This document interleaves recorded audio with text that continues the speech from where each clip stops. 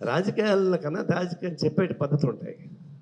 ఆయన చెప్పే పద్ధతి వేరుగా ఉంటుంది, నాకు చెప్పే పద్ధతి వేరుగా ఉంటుంది. అందులో ఒకే పార్టీలో ఉన్నాం అయితే.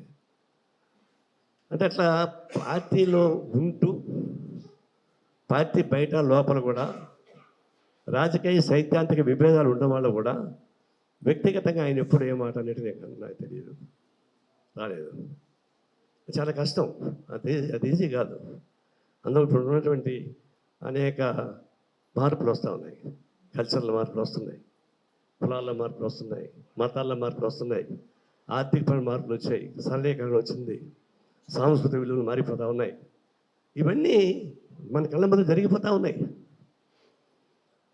జరిగిపోతున్నటువంటి పరిస్థితుల్లో కూడా ఎప్పటికప్పుడు రాబోయేటువంటి పరిణామాలను దృష్టిలో పెట్టుకొని అవుట్డేటెడ్ కాకుండా సమాజం మారినా మేము మారం, సమాజం మార్పు వస్తే మేము గుర్తించమని కుదరదు. సమాజం మార్పును గమనించాల్సిందే, దాన్ని చెడు మార్గంగా పోతే దాన్ని స్పష్టంగా ఫైట్ చేయాల్సిందే.